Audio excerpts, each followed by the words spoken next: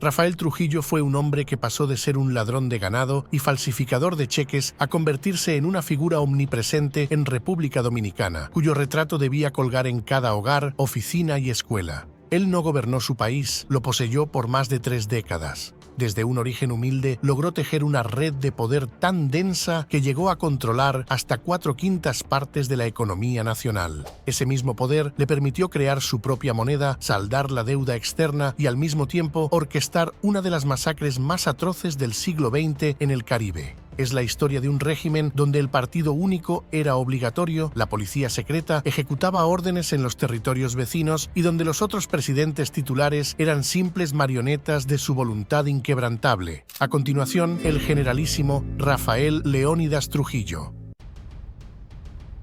Rafael Leónidas Trujillo Molina nació el 24 de octubre de 1891 en San Cristóbal, una localidad rural cercana a la capital de República Dominicana. Fue el tercero de 11 hijos en una familia en circunstancias modestas. Su padre, don José Trujillo Valdez, era un pequeño comerciante de herencia española y local. Su madre, doña Altagracia Molina Chevalier, tenía orígenes más particulares, ya que incluía ascendencia haitiana por su línea materna. Aquella era una comunidad agrícola pobre con oportunidades económicas limitadas, reflejando los orígenes de clase trabajadora típicos de la época.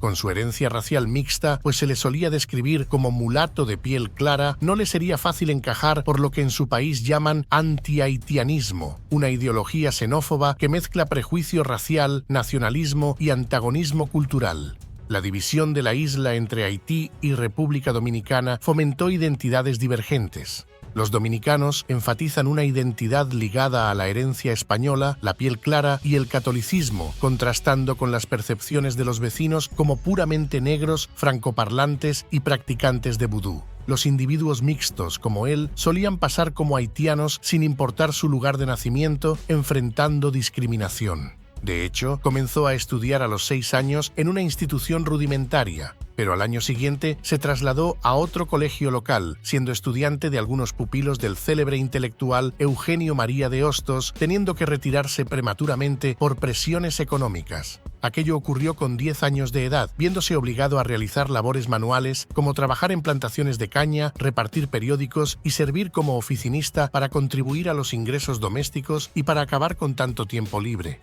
Tampoco es que fueran tiempos fáciles en su tierra natal, fue gobernada con mano dura por Ulises Euró hasta el último año del siglo XIX. Impulsó la economía con obras e inversión, sí, pero se sostuvo mediante fraude, represión y una enorme deuda externa, en un periodo de gran agitación política. En todo caso, la rigurosa disciplina moral y religiosa de su madre le inculcó al joven Rafael Leónidas cierto sentido de resiliencia. Hacia mediados de su adolescencia, aproximadamente en 1907, obtuvo un puesto como operador de telégrafos. Desafortunadamente, las adversidades seguían y eventualmente se dedicó junto a su hermano Petán al robo de ganado, a la falsificación de cheques y al hurto postal, tanto así que fue declarado culpable y encarcelado algunos meses. Llegado 1916, retomó esta clase de actividades, liderando a la violenta banda de asaltantes conocida como la 42. También se sabe que estuvo involucrado un par de años en la industria azucarera como guarda campestre. Fuera de esto, su vida tuvo un vuelvo importante cuando ingresó a las Fuerzas Armadas en 1918, durante la ocupación militar estadounidense de su tierra, la cual, por cierto, fue justificada por la inestabilidad política y los compromisos del país. La intervención priorizó el pago de la deuda y estableció una fuerza policial centralizada bajo control estadounidense. Aunque impuso una administración más ordenada y construyó infraestructura, lo hizo para servir sus propios intereses estratégicos y comerciales, suprimiendo la soberanía dominicana y generando un resentimiento nacionalista duradero. En este contexto, él ingresó a esa institución. Él deseaba ser aceptado a pesar de su mezcla étnica, aprovechar oportunidades de movilidad social, estabilidad económica y avance profesional en una estructura militar recién profesionalizada por los norteamericanos. Estos últimos reemplazaron las caóticas milicias caudillistas con una disciplinada Guardia Nacional. No se puede decir que fuera una mala época para él, pues, en realidad, recibió formación con énfasis en disciplina y tácticas de contrainsurgencia.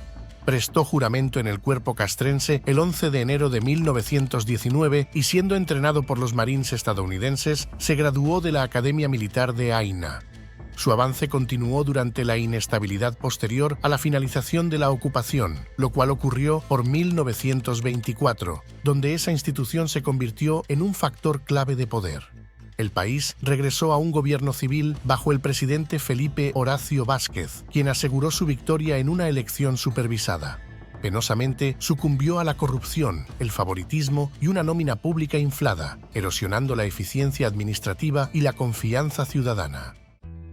La reforma constitucional, celebrada en 1927 para extender el mandato de 4 a 6 años, contraviniendo los acuerdos de evacuación con Estados Unidos, fue percibida como una apuesta por un gobierno indefinido, desencadenando protestas y alianzas entre élites descontentas, oficiales militares y caudillos regionales.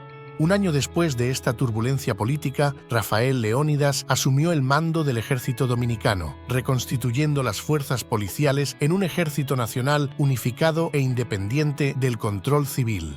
Este cargo consagró su dominio sobre la institución, permitiéndole formar un cuerpo de oficiales leales y reprimir a rivales potenciales mediante una rígida imposición del orden.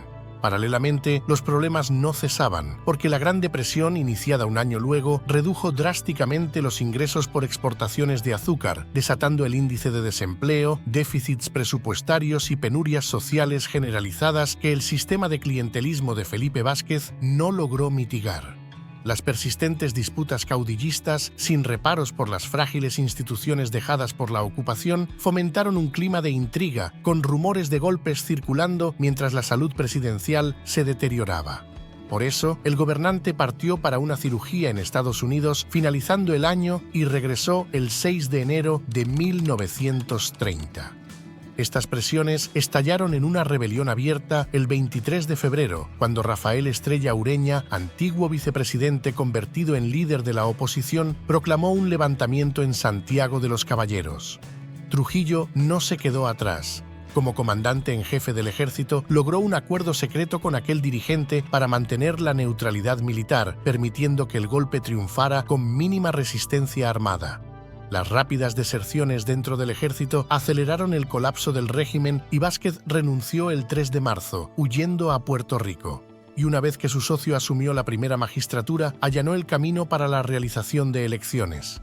Inicialmente no quería, pero Rafael Leónidas entró en la contienda como candidato del recién formado Partido Unión Nacional, aprovechando su influencia castrense para garantizar apoyo.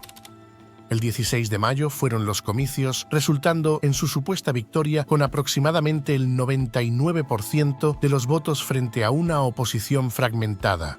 No obstante, estos últimos alegaron fraude generalizado, incluyendo intimidación de votantes, manipulación de urnas y supresión de la disidencia mediante presencia militar. Con o sin elementos de fraude, Trujillo y Estrella Ureña fueron investidos como presidente y vicepresidente, respectivamente, el 16 de agosto. Era, en la práctica, un régimen de facto. De hecho, el resultado anunciado era tan abrumador que anulaba las restricciones constitucionales al poder ejecutivo heredadas de la invasión norteamericana, pues su dominio sobre las Fuerzas Armadas le permitieron dictar los procesos políticos sin modificaciones formales inmediatas. Tampoco era el único reto de la época. El huracán Sancenón azotó Santo Domingo el 3 de septiembre, dejando un lamentable saldo de entre 2.000 y 8.000 personas muertas, lesionó a 8.000 más e infligió daños valorados en hasta $50 millones, destruyendo gran parte de la capital, arruinando cosechas, viviendas, barcos e infraestructuras mientras inundaba el río Ozama.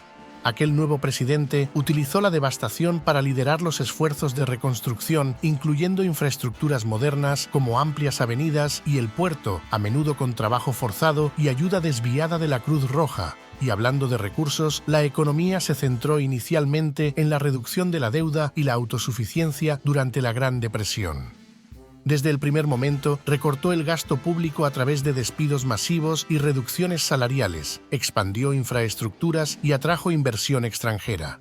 Claro, todavía su dominación era incipiente y había que darle bases sólidas. La mejor evidencia es que tenía pocos meses al frente cuando Desiderio Arias, su ministro de Agricultura, abandonó el gobierno a finales de marzo del año entrante tras una ruptura pública. Emitió un manifiesto casi un mes después criticando la toma del poder por parte de Rafael Leónidas y luego lanzó una rebelión efímera desde Montecristi reuniendo partidarios en el noroeste. El Listín Diario publicó un comunicado del secretario de la presidencia que, entre otras cosas, decía: «Se informa oficialmente que Desiderio Arias, Francisco Morillo y Victoriano Almanzar, buscados por los tribunales tras ser acusados de asesinato, se escaparon por los cerros de la frontera noreste». Resulta que el primero de los aludidos se sentía traicionado, pues como caudillo y senador esperaba compartir el poder, pero el jefe del Ejecutivo eclipsaba a todos los rivales con tácticas autoritarias durante la crisis económica. Su salida y posterior ejecución el 20 de junio en Gurabo, Lomas de Mao, llevada a cabo por las tropas trujillistas, simbolizó para muchos el fin del caudillismo tradicional, eliminando a un importante rival militar. Este hecho benefició al presidente al remover la oposición, afianzar su posición sin más desafíos y disuadir a otros mediante el terror. De todos modos, debía continuar con sus imposiciones. En agosto fundó el Partido Dominicano, cuyo primer jefe fue Mario Fermín Cabral. La primera reunión para su estructuración formal se efectuó a mediados de ese año, cuando se escogió una comisión que publicó la proclama del Alto Comité Directivo Provisional. Este grupo lo integraron además de Fermín Cabral, Augusto Chotín, Rafael Vidal Torres, Manuel de Jesús Castillo y Teodulo Pina Chevalier, tío por línea materna de su máximo dirigente. Su nombre tentativo fue Partido Trujillista, pero fue descartado luego por ser demasiado evidente. Sobre este particular, si bien la ideología oficial todavía no estaba del todo delimitada, sí era evidente que el naciente régimen pretendía cultivar un culto a la personalidad extremo, comenzando a retratarlo por los apodos de el jefe o el benefactor, un salvador mesiánico esencial para la estabilidad y prosperidad nacionales. Volviendo a la fundación de su partido y siguiendo este culto, sí dejaron en su eslogan sus iniciales: rectitud por Rafael, libertad apuntando a Leónidas, trabajo figurando Trujillo y moralidad que viene de Molina. Según la información oficial, inició con 1.300.000 miembros activos. Fue, desde entonces, el único partido permitido en territorio nacional y el carné de militancia era un documento obligatorio para los dominicanos mayores de edad. Las patrullas militares exigían de manera fija a los ciudadanos lo que se llamó coloquialmente los 3 golpes: cédula de identidad personal, certificado del servicio militar obligatorio y la credencial que identificaba la membresía partidista. Quienes no poseyeran la sumatoria de esos 3 documentos eran acusados de delito de vagancia. Todos los empleados públicos debían aportar la 10ª parte de su sueldo para nutrir los fondos de la organización. Más allá de eso, el presidente declaró un estado de emergencia económica durante la Gran Depresión, con la cual suspendió los pagos de amortización de la deuda externa, principalmente a tenedores de bonos estadounidenses. Básicamente, la coyuntura económica global hizo insostenible el servicio completo junto a las deudas heredadas de la inestabilidad previa a su llegada al poder, priorizando la recuperación doméstica sobre las demandas de los acreedores, utilizando la crisis para renegociar términos y afirmar la soberanía fiscal tras décadas de control aduanero norteamericano. Por supuesto, las relaciones bilaterales se tensaron inicialmente, pero la tolerancia se mantuvo por las prioridades de la era de la depresión. Y mientras todo esto pasaba, él continuaba consolidando su poder, pues el 26 de mayo de 1933 fue nombrado Generalísimo de los Ejércitos Nacionales por el Congreso Nacional, y un año más tarde ocurrió su reelección en las elecciones del 16 de mayo, cuyos resultados se publicaron en el Diario Oficial del día 29.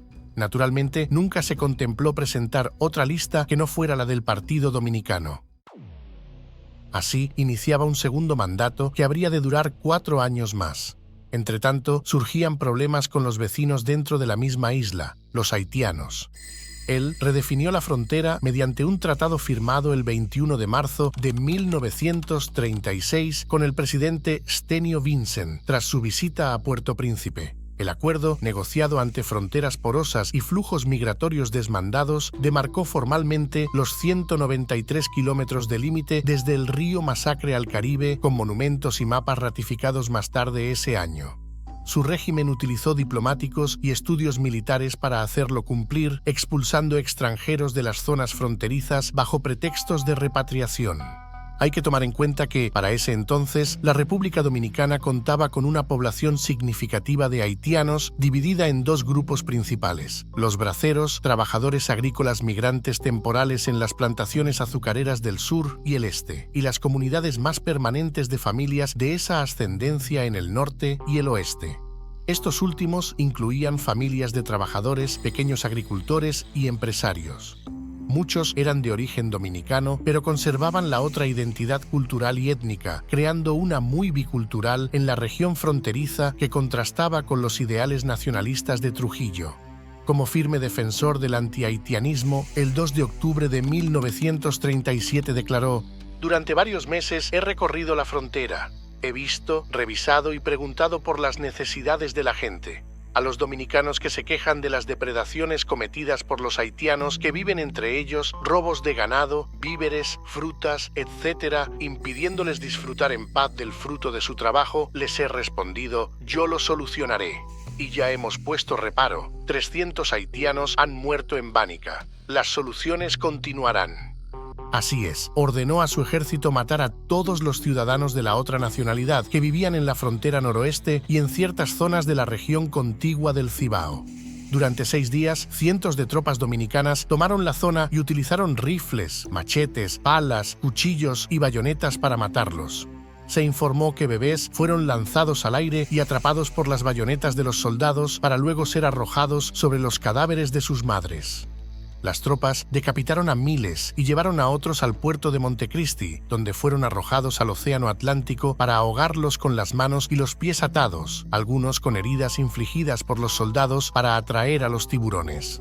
Los sobrevivientes que lograron regresar a Haití contaron historias de familiares que fueron atacados con machetes y estrangulados, y de niños aporreados contra rocas y troncos de árboles. Se supone que fallecieron entre 15.000 y 20.000 personas, que no solo eran identificados por su piel negra, sino por la prueba de pronunciación de la palabra perejil, razón por la cual este evento fue llamado la Matanza del Perejil. Como consecuencia lógica, se desencadenaron tensiones diplomáticas inmediatas con el país vecino, pero las consecuencias fueron atenuadas debido a la manipulación estratégica de Trujillo y el beneplácito internacional. El presidente Vincent inicialmente restó importancia a lo sucedido, lo cual provocó protestas masivas en Puerto Príncipe, presionando a su gobernante a buscar reparaciones, mientras su homólogo transfronterizo enmarcaba los asesinatos como una respuesta necesaria a la inmigración ilegal, desafiándolo públicamente sin admitir responsabilidad. Por su lado, Estados Unidos, bajo la administración de Franklin Delano Roosevelt, logró que accediera a pagar $750.000 en reparaciones, pero solo $525.000 fueron desembolsados, con la mayor parte de los fondos perdidos por corrupción burocrática del lado haitiano. Para este punto, tal era el culto a la personalidad que hasta la capital fue rebautizada. Ya no era Santo Domingo, ahora era Ciudad Trujillo. Y hablando de ella, su puerto fue inaugurado el 15 de agosto del año siguiente, mediante una ceremonia altamente ideologizada que él utilizó para exhibir la misión modernizadora de su régimen, presentándola como la joya de la corona de sus obras públicas, y asimismo para reforzar su propia imagen como benefactor nacional. Ahora contaba con sistema de dragado para profundizarse, muros de contención y una nueva plataforma de muelle ganada al mar, permitiendo que grandes barcos oceánicos atracaran directamente en la capital por primera vez. El mismísimo presidente dirigió la inauguración en uniforme completo, flanqueado por oficiales militares, miembros del gabinete, clero y representantes extranjeros, con banderas, bandas y multitudes cuidadosamente movilizadas.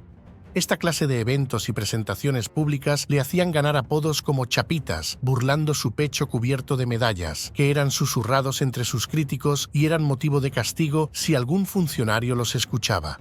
Los niños lo imitaban fabricando medallas de juguete con tapas de botellas, normalizando la adoración a su imagen desde la infancia. También estaba obsesionado con su imagen y arreglo personal. Se dice que tenía en su guardarropa más de 13.000 corbatas, 500 trajes y 400 pares de zapatos. Nada confirmado, por supuesto. Más allá de esto, enfatizó que la obra había sido construida sin préstamos foráneos e incluso afirmó haber arriesgado su fortuna personal para terminarla, retratándose como un líder que sacrificaba riqueza privada por el bien público. Y seguía el culto. No era extraño encontrarse estatuas producidas en masa y erigidas a nivel nacional, mientras pinturas, retratos y bustos adornaban edificios gubernamentales, escuelas, hogares y negocios. Los ciudadanos debían exhibirlos con inspecciones que hacían cumplir la norma. Uno de los extremos fue que los escolares tenían que recitar oraciones diarias, invocando Dios, patria y Trujillo, y los libros de texto fueron reescritos para centrarlo como fundador de la nación. En todo caso, al día siguiente acabó su primer mandato oficial y sirvió como un argumento de que su sistema traía orden, conectividad y prosperidad, especialmente en el comercio exterior y las obras públicas. Lo que inició siendo un misterio ya estaba un poco más definido. El suyo era un régimen que combinaba prácticas autoritarias, modernización dirigida por el Estado, nacionalismo económico, feroz anti-haitianismo y culto a la personalidad. Jacinto Peinado, su vicepresidente, fue elegido candidato único en las elecciones de ese año, las cuales ganó sin oposición. Su gobierno fue nominal. Rafael Leónidas, ostentando el título de generalísimo y permaneciendo como líder del único partido legal, el dominicano, era el poder detrás del poder. En la práctica, el nuevo mandatario era su títere. Fue una jugada calculada para mantener apariencias internacionales y domésticas, evitando la imagen de un regente perpetuo, abusivo y sin alternabilidad. Pero la mala salud de Peinado lo forzó a renunciar el 24 de febrero de 1940, falleciendo menos de 2 semanas después. Manuel de Jesús Troncoso, como segundo al mando del difunto, lo sucedió automáticamente. Al igual que su predecesor, fue una figura decorativa. Su papel principal fue custodiar la primera magistratura hasta que su verdadero jefe decidiera retomarla oficialmente. En medio de este teatro político, el Tratado Hull-Trujillo, firmado el 24 de septiembre, constituyó un logro diplomático y financiero. El tratado tenía un doble objetivo: resolver de una vez la deuda externa y recuperar el control soberano de las aduanas. El acuerdo comprometió al gobierno a establecer un calendario definitivo para saldar todos los reclamos financieros pendientes con Estados Unidos. A cambio, este último país terminaría su administración directa de las aduanas, devolviéndoles el control completo, lo cual cumplía con el nacionalismo económico antes citado.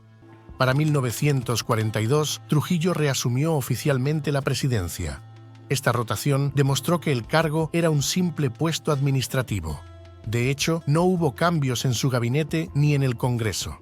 Casi año y medio después, vinieron las celebraciones del centenario que, como bien sugiere su nombre, festejaban el 100º aniversario de la independencia nacional. Bajo su supervisión, el evento fue transformado en un espectáculo propagandístico masivo diseñado para glorificar su régimen. Él fue el centro absoluto y la razón de ser de todo aquello que sirvió a 3 propósitos clave para su gobierno. En primer lugar, se presentó como el nuevo padre fundador, siendo prácticamente equiparado por los periódicos locales con el prócer Juan Pablo Duarte. En segundo lugar, fue exhibido como el arquitecto de la modernidad, enmarcando los masivos proyectos de construcción y el progreso económico, justificando sus métodos autoritarios e integrando desfiles, inauguraciones de obras públicas como columnas y parques, actos religiosos y eventos culturales en todo el territorio. Uno de los más destacados eran los Juegos Interantillanos en Ciudad Trujillo, que atrajeron competidores cubanos y puertorriqueños para alardear el progreso trujillista, en detrimento de los horrores internacionales de la Segunda Guerra Mundial, para entonces en curso. Sobre esto, su país se alineó con los aliados. Y finalmente, se le presentó como el protector único de la soberanía y la única fuerza capaz de dirigir el país. No todos en suelo dominicano pensaban así, porque a finales de 1945 se agudizó el descontento en los ingenios azucareros debido a la inflación, agravada por los bajos salarios de los trabajadores no profesionales. No fueron una huelga formal organizada, sino una forma pasiva de resistencia. Miles de trabajadores se negaron a presentarse en los campos y centrales, paralizando parcialmente la zafra azucarera. El malestar se agravó por las duras condiciones laborales en plantaciones subordinadas al mismo mandatario, quien había adquirido varias de ellas mediante presiones e impuestos. Él reaccionó con represión militar inmediata, ordenando redadas masivas en barrios obreros y zonas rurales. Alegando el delito de vagancia, capturaron a los ausentes, encarcelándolos y forzándolos a trabajar bajo vigilancia armada. Y en enero de 1946, la Federación Local del Trabajo realizó una huelga que duró más de una semana. Liderada por figuras como Mauricio Báez y Hernando Hernández, paralizó actividades mercantiles y azucareras, demandando aumentos salariales y reducción de la jornada laboral de 12 a 8 horas. Su importancia radica en que fue la primera huelga exitosa contra su gobierno, logrando concesiones salariales pese a la represión posterior, asesinatos de dirigentes, prisiones masivas y exilios forzados, como el de Báez, quien se fue a Cuba. Controló el movimiento al obligar afiliación a la Confederación Dominicana del Trabajo, regulando huelgas por decretos y desprestigiando líderes independientes a través de campañas oficiales. Era la puesta en práctica de una frase atribuida a él y que describiría por qué negoció y reprimió de esa forma. Mis compatriotas caminan más rápido delante de un fuete o detrás de un cheque. En mayo del año entrante se celebraron nuevas elecciones, matizadas esta vez con fuertes críticas internacionales sobre su carácter cada vez más despótico, lo que lo obligó a montar una ficción democrática, permitiendo la participación de 3 partidos políticos que postulaban a Rafael Espaillat, Francisco Prats Ramírez y a él mismo.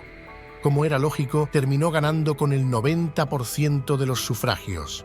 2 meses luego ocurrió la expedición de Cayo Confites, un intento de invasión armada desde Cuba para derrocarlo. Organizada por exiliados dominicanos, reunió a unos 1.200 voluntarios, incluido un joven Fidel Castro, y contó con barcos, aviones y pertrechos militares. Los expedicionarios se entrenaron en Cayo Confites, pero el generalísimo protestó diplomáticamente. Al zarpar en septiembre, la flota fue interceptada por la Marina cubana, presionada por Estados Unidos y República Dominicana. Los participantes fueron arrestados y desarmados, frustrando la invasión antes de llegar a suelo dominicano. El gobierno cubano, temiendo una rebelión interna, finalmente los liberó y dispersó. Apartando este inconveniente, se acercaba una época relativamente buena en materia económica, fundó el Banco Central de la República Dominicana y con él quedó establecido el peso dominicano como moneda oficial, terminando el uso del dólar estadounidense como de curso legal. Por otro lado, la deuda externa fue saldada, resultado directo del Tratado Hall-Trujillo. Para ese punto de los hechos, ascendía a poco más de $9.200.000. Recuperar las aduanas fue un poderoso símbolo de la soberanía económica que él tanto perseguía y proveyó al Estado de mayores recursos financieros, que utilizó tanto para proyectos de modernización nacional como para consolidar su propio poder. Igualmente, el país experimentó un crecimiento económico robusto, con aumentos anuales del PIB promediados entre 5 y 7%, impulsados por auges exportadores, industrialización e infraestructura dirigida por el Estado durante la recuperación global posterior a la Segunda Guerra Mundial. Así, a los rasgos ideológicos señalados antes se sumaba ahora el pragmatismo económico. En realidad, buena parte de este aspecto se fraguó desde los monopolios familiares de chapitas, que controlaban hasta el 80% de la industria y empleaban a casi la mitad de la fuerza laboral, junto con ayuda estadounidense y la liberalización comercial. El azúcar dominó las exportaciones con una producción en auge mediante mecanización y apropiación de tierras. La inversión pública en modernización era muy evidente. Nuevas plantas de ferroníquel, como los precursores tempranos de Falcondo, explotaron yacimientos, atrayendo a firmas estadounidenses como Freeport Sulphur. La agricultura, con el café, el cacao, el tabaco y la ganadería como protagonistas, se expandió con mecanismos de irrigación y carreteras, pasando de escalas de subsistencia a plenamente comerciales. Otro detalle que suele pasar desapercibido es que prohibió temporalmente la tala de árboles de pino sin permiso. No obstante, detrás de esas actitudes ecologistas se dejó entrever la intención de monopolizar sus empresas privadas, pues en los años 50 el régimen encargó un estudio sobre el potencial hidroeléctrico con la construcción de represas. La comisión concluyó que solo las vías navegables de bosques podrían soportar las presas hidroeléctricas. Por eso, esta era significó un fuerte aumento de la deforestación y una pérdida masiva para los bosques nativos, que quedaron en manos de un pequeño grupo de grandes aserradores asociados con el líder, quienes devastaron millones de hectáreas y diezmaron la flora y fauna. Ya por ese entonces, la inflación era muy baja, las reservas extranjeras crecieron y el ingreso per cápita aumentaba constantemente, aunque la riqueza se siguió concentrando entre las élites. Eso sí, para seguir disimulando, dejó formalmente la presidencia en agosto de 1952, manteniendo su poder a escondidas frente a crecientes presiones internacionales y domésticas. Desde su aparente salida, conservaba el título de generalísimo y sirvió como embajador ante las Naciones Unidas y la Organización de los Estados Americanos, o simplemente en el papel de jefe diplomático. Y al revisar más a fondo, hacía más. Continuaba comandando el ejército, dirigiendo la policía secreta y controlando todos los sectores principales de la economía y el único partido político permitido. El inmediatamente siguiente a él fue su hermano, Héctor Trujillo Molina, llamado el Negro. Su gobierno fue, sin diferencia alguna con peinado o troncoso, pura apariencia. Tanto era su poder que, ocasionalmente, traspasaba el mar Caribe. Por ejemplo, Jesús de Galíndez Suárez fue secuestrado el 12 de marzo de 1956 en las calles de Manhattan, según se dice, por órdenes suyas, en represalia por el trabajo académico crítico que había realizado un tiempo antes en el que exponía su régimen. Sobre todo, no le perdonaba la humillación personal, ya que Galíndez escribió públicamente que el hijo y heredero del dictador, Ramfis, no era su descendiente biológico, y el conocimiento íntimo que poseía de las entrañas del sistema como antiguo miembro del gobierno tornaba sus comentarios especialmente dañinos. Aquel día, la víctima fue obligada a punta de pistola a subir a una ambulancia. Fue sedado por una enfermera y llevado a un pequeño aeropuerto en Long Island.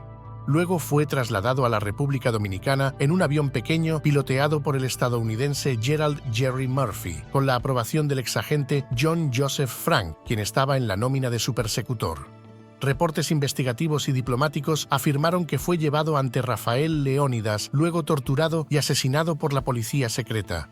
Un testimonio describe el método brutal, según el cual le habrían sacado los ojos y aplastado los huesos antes de que su cuerpo fuera desechado en el mar.